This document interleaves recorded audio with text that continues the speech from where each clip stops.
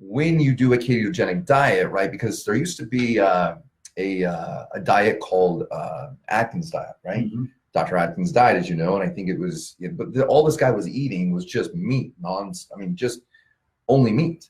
And so I think a lot of people have a fear that if they just sit and eat meat all the time, low calories, that's what I think a lot of people think a ketogenic diet is, but that's truly a misconception, It's right? a misconception. Also, I want to clarify, Dr. Atkins died from a head injury. It wasn't because of his diet.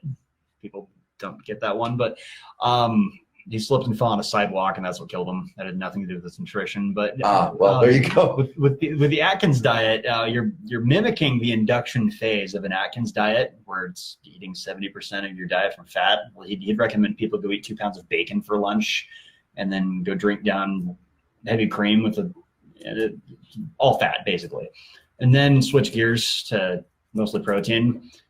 You're not munching a bunch of protein all day. In fact, 30% of your protein turns into carbs. So if you eat too much protein, it's going to throw you out of ketosis. So you want to double down on fat. This is not a high protein diet. This is moderate protein, low carb, very high fat. So butter, cheese. Depends on the kind of cheese, but yes, you want to look, Okay. Low carb cheese. Just look at your nutrition facts. It's going to help. Cream. I know you love your. We'll get into a snack that you love here in a second, though. I know my cream. I know you love these snacks. So okay, well that makes sense. I just want to make sure people aren't thinking, hey, I'm going to get in ketosis. I'm going to go get, because I did this, guys, at one point in my life. I went and got a giant thing of chicken, like a big old thing of it, and I'd cook it up on the barbecue, and I'd eat it every day and only it. Then but what happened after a period of time of eating, pork and chicken and steak, I started getting bloated. I couldn't use the restroom. I didn't feel good. I'd have like meat sweats. Like this was not a good idea, and I didn't feel good. I felt foggy, and so that's not something I would recommend. But speaking of feeling foggy and a little bit about being sick, one of the things that happens when you are on ketosis is that you get what's called the keto flu. Now, this is a pretty short period of time, but it does happen for some people, right? Mm-hmm.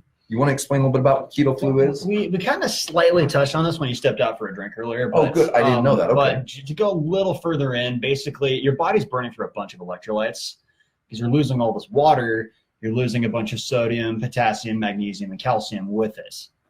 And you need these for your nerves to function, like the core of your system. And so these leave, you're going to have a bad time until you replace them. And a lot of people, if they lose a lot of water really quickly, they get their electrolytes out of imbalance. And so if you go drink a sugar-free Powerade or a sugar-free Gatorade or bone broth, or even just sea salt and water, okay, kind of extreme, I do things like this.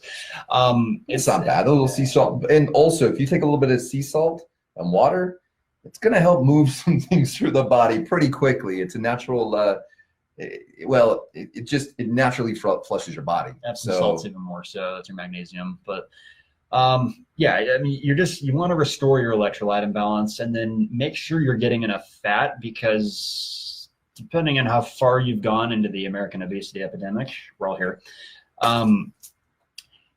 you might find that it's hard for your body to kick on the other engine once you've depleted the other one. And we're kind of strong-arming the body into producing ketones by not feeding it sugar. And sometimes it might hold on and go, no, I'm going to burn sugar, and just not give you ketones.